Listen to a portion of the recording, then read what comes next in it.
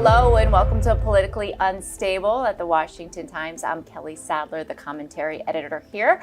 Today I am joined by Reilly Stephens. He's the senior counsel at the Liberty Justice Center, and we're discussing a pending case that you have against the University of New Mexico for discriminating against a white student who wants to become a doctor.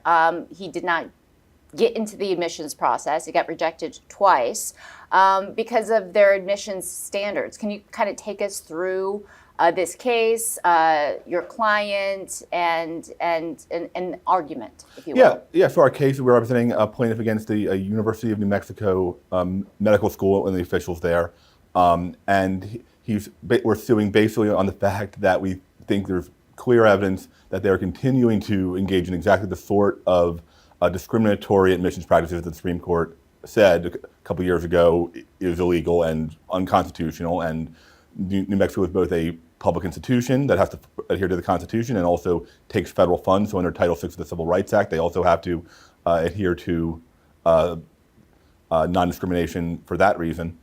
And this case came to me, and I just looked at it, and my client, he's actually he's the son of Syrian immigrants. His dad's a doctor, and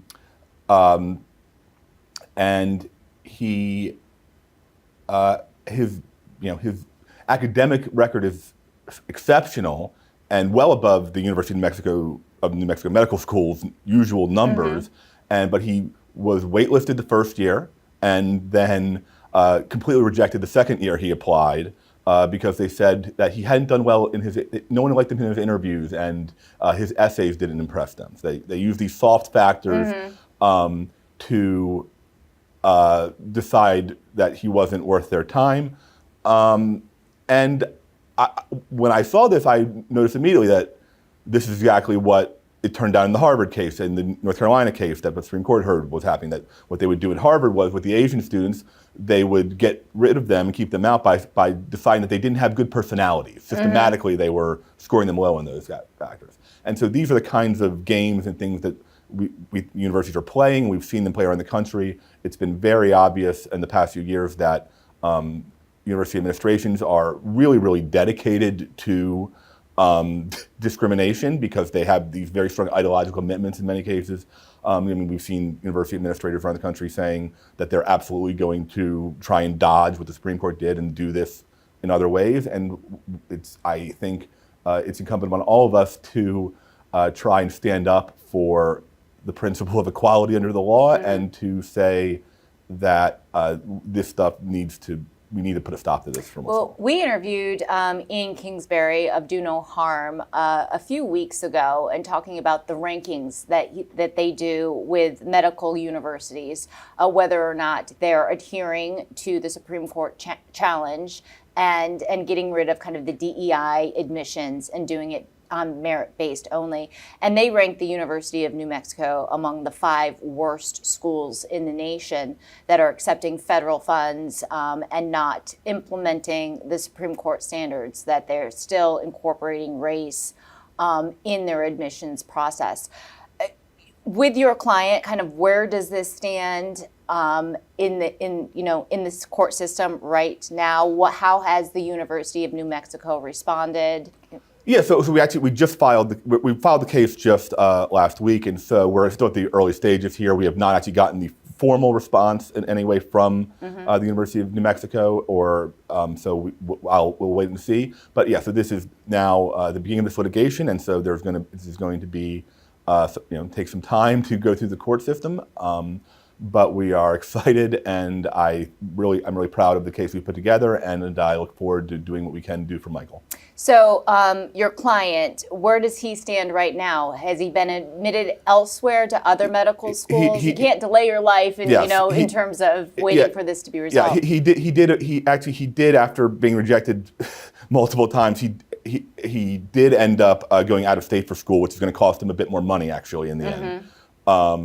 But he was able to get into medical school because, as I said, his actual credentials are actually quite impressive. He 4.0 GPA, 99 percentile in a lot of the MCAT sections. I think 96 percentile overall. Standard deviation above the University of New Mexico's average. He has publications From his undergraduate days, he has worked in he has volunteer experience working in the medical field. His father's a doctor or two, and so he was able to get into medical school. Just apparently not apparently New Mexico just didn't think he was right for them. But this also meant that he was also a resident of Mexico, so the in-state tuition and the benefits that are supposed to come from being a resident and taxpayer, he was not able to take advantage of those. That's unbelievable to me, in the fact that it's a medical school, and he was rejected because of essays? They said personal statements and interview scores. Personal statements and interview scores, which are subjective I at would best. say so. He's the 96th percentile overall with the MCAT score, which is the test that you need to take to get into medical school. Correct. 4.0 GPA, can't do any better than that. Extracurriculars, you said that he had, but his interview is what ultimately tanked him at the University of New Mexico. I should be correct and be wrong. I think it was like a 3.99 GPA. Okay, all right. We can round up. I'm rounding up, just to be clear. I want to be precise here. Okay, all right.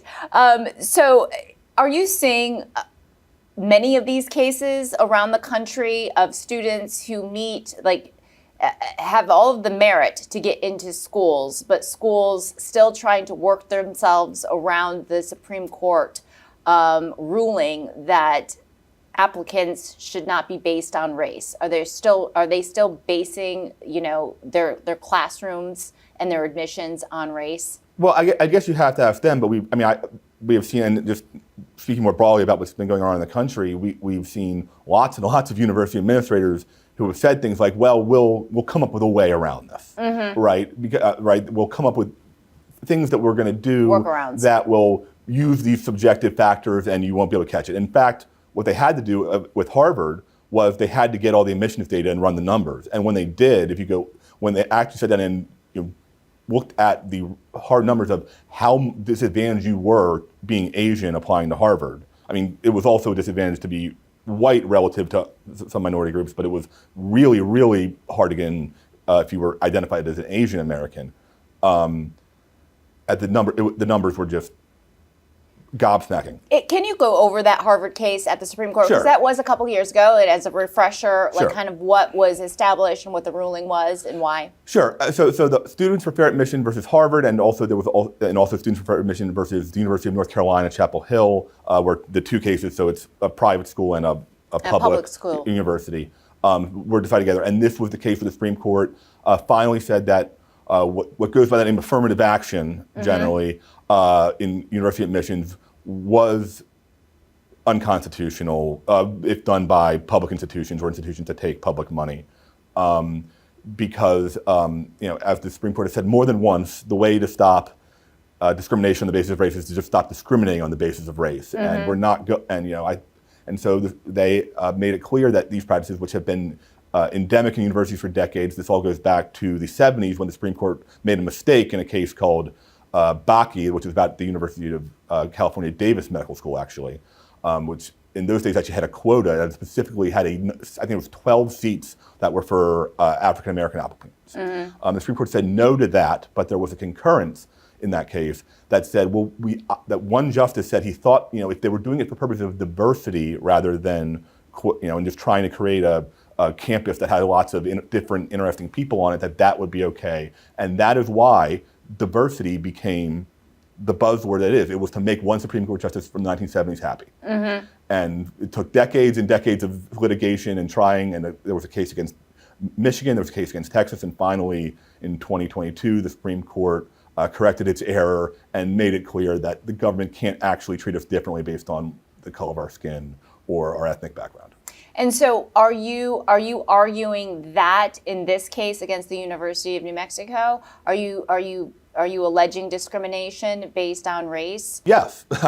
We're basically saying, the thrust of our case is we think it's pretty obvious that they aren't listening to what was said by the Supreme Court, and I guess they need a reminder, maybe. And so in your case, are you basing it on the Harvard decision and the North Carolina decision, or like what are the precedents those for are bringing a case those like are this? the key precedents. I mean, there are others, but that's the central precedent that covers this topic. So yes, that will be discussed a lot as we litigate this. I have no doubt. And are you working at all with the administration, the Department of Education or the DOJ that has, when Donald Trump came into office, he vowed to end all DEI programs. He's withheld funds from public institutions of higher education, notably Harvard in particular. The president said that there might be a settlement coming soon in the coming days with Harvard. But have you reached out to anyone within the administration to highlight this case? Not specifically, no. I mean, I work for a private organization. We're not affiliated with the administration or the government, or we're a nonprofit civil rights law firm.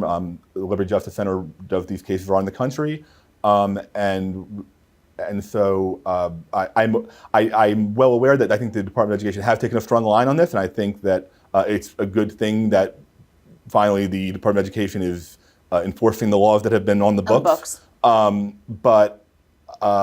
I want to comment on any specific action they've taken, but this case is not about them or about their policies. This is about Michael and asserting his rights on behalf of him. And I wish the Department of Education the best in all of their efforts. And lastly, how did this case make its way to you? And why did you decide to take it on? It came to me because, I'm not going to get into private conversations with my client, but it came to me because Michael was unhappy about what happened, and he wanted to do something about it. And I think I was saying earlier that I looked at the facts of the situation and talked to him and got to know what he was like as a guy, and I really wanted to try and help him. So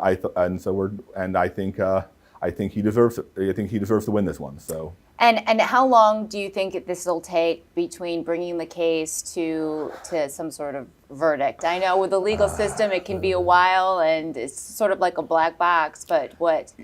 It's impossible to say. But generally, these things take a couple years to work their way through. But I mean, you never know with these things. And what is Michael looking for? Does he want an admission that the University of New Mexico is violating federal law in their admissions process? He's looking for some sort of financial reward because he was denied a public school in-state tuition. We actually are asking for his application fees back because he had to pay. I think it's $250. I might be off by a bit.